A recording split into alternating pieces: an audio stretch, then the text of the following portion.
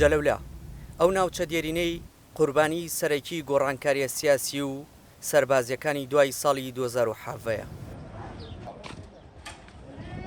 زۆربەی دانیشتوانە کوردەکەی شارەکە دەڵێن مێژوو و ناسنامەی شارەکەیان ڕوبەڕووی شەپۆلێکی توندی تعریب دەبێتەوە بە جۆرێک کە هاوسەنگی دیمۆگرافی بە تەواوی گۆڕیوە و کورد لە دەسەڵاتەکانی بێبەشکراوە. نەبوونی هێزە ئاسایشیەکان و بارەگەی حزبە کوردیەکان جەلەولای کردووە باژینگەیەکی نائارام بۆ دانیشتوانە ڕەسەنەکەی.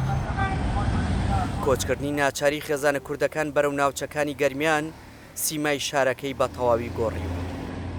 حزبە کوردەکان ئەگە گشتیان لە شاری جەلەولا داوام بکەن مەقەڕاتیان بێت، کوردەکانش دڵیان پێیان خۆشە بگەڕێنەوە بۆ شارەکەی خۆیان. بۆ کارەوە مەقەڕاتمان نییە، مەقەڕە هەموو حزبەکان نییە، شاری جەلەولا چۆڵ بووە گشتی لە گەرمیان نشتە جێبوون. تعریب کورد زۆر نسبێکی زۆر کەم ماوە لە جەلەولا، گشتی تعریب بووە خەڵکەکەتر تعریب بۆی باری کردە بۆ گەرمیان هەر کێتر کەسابەت خۆی و داوام خۆی سەر لە گەرمیانەگا.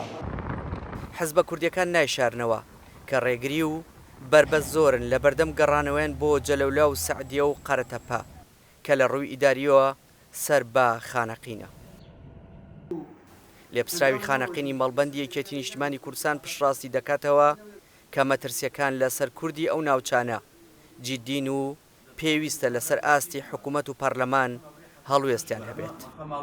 کە تۆ حزبی کوردی لەوێ نەبێ، کە تۆ پێشمەرگە و پۆلیس و ئاسایش لەوێ نەبێ، مدیر ناحەیەکت نەبێ، تەنانەت یعنی مدیری دائیرەیەکت نەبێ، خەڵک ناتوانێت بچێتەوە. پاشەکشەی کورد لە ئەنجومەنی پارێزگای دیالێژ جاران کورد سەرۆکی ئەنجومەنی هەبوو، جێگری پارێزگاری هەبوو، فراکسیۆنێکی 4-5 ئەندامی هەبوو. بەداخەوە ئێستا ئەو پۆستانەمان هەمووی لە دەست داوە. ئێستا کە بن تۆ قسەکەین لە ئاستی پارێزگای دیالە کورد هیچ پۆستێکی نییە. نەک دەست بەرنامەیەکی استراتیژی هەیە. بەڵام لە بەرامبەر ئەم بەرنامەیەجگە لە ئێمە وەکو یەکێتی کە بم توانای خۆمان و هەیمان عیلاقاتی خۆمان لێرە و پێگەی خۆمان لە بەغداوانە هیچ لایەنە سیاسێکی تر بەداخەوە لە سەر دۆخیان منتەقانە مووقفی نەبووە. لە کاتێکدا خەڵکی کوردی ناوچەکە دەڵێن مەترسیەکانی تێکچوونی دێمۆگرافیای ناوچەکە بەردەوامن، لایەنە ئیداریەکان ئاماژە بە جێگیربوونی دۆخی ئاسایشی دەکەن وەک سەرەتایەک بۆ دووبارە بوونیاتنانەوەی متمانە لە ناوچەکەدا. قایمقامی خانەقین جەخت دەکاتەوە کە ڕێگە نادەن پشێوی و ئارامی لە ناوچەکە وەک ساڵانی ڕابردوو سەر هەڵبدەنەوە و خەڵکە ڕەسەنەکەی کۆچ بکەن و بەجێ بێڵن.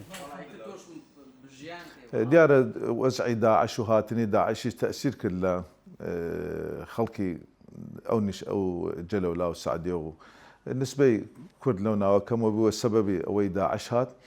ئینشاڵڵا ڕۆژ بە ڕۆژ زیاتریشەو بوو دۆخگە چدەوە بۆ وەکو جاران.